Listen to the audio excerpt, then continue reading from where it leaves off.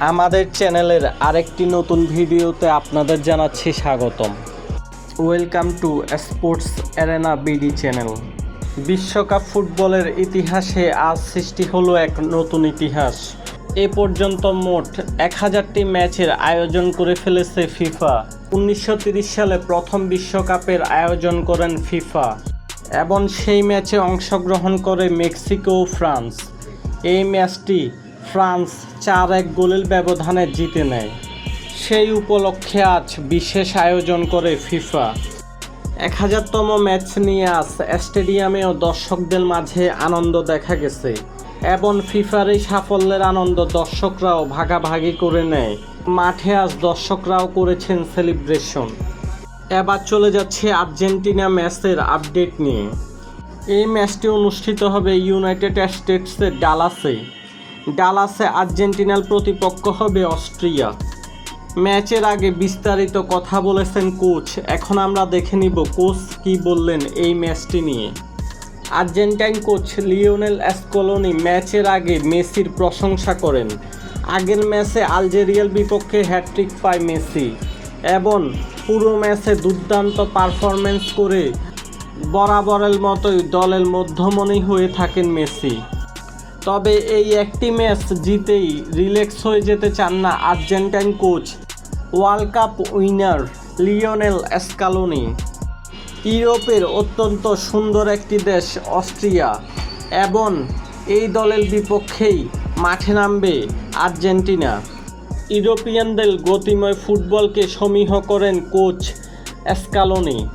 তাই তিনি দলকে রিল্যাক্স না হতেই সতর্ক করে দিয়েছেন আগে হতে, কারণ এই ম্যাচটি চ্যালেঞ্জের মুখে ফেলতে পারে আর্জেন্টিনা দলকে।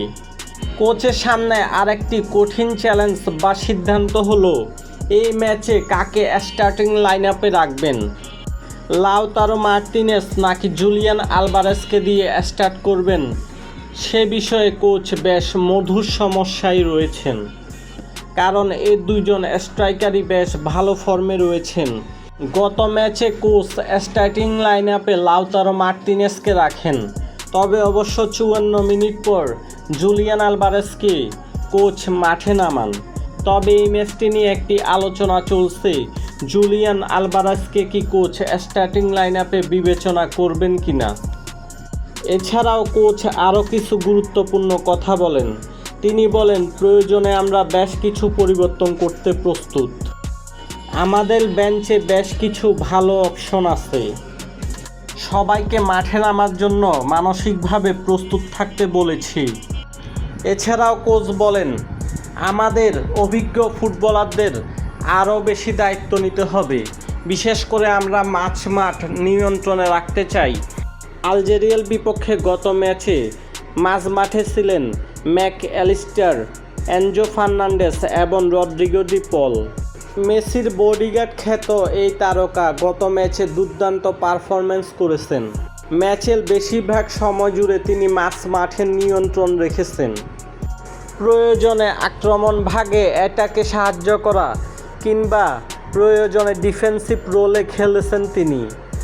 বেশ কিছু বল সাপ্লাই দিয়েছেন স্ট্রাইকারদের, যা ছিল চোখে পড়ার মতো একটি গুরুত্বপূর্ণ পারফরমেন্স। ফর্মে থাকা রদ্রিগো ডি পলকে কোচ পরের ম্যাচগুলোতেও পেতে চাইবেন।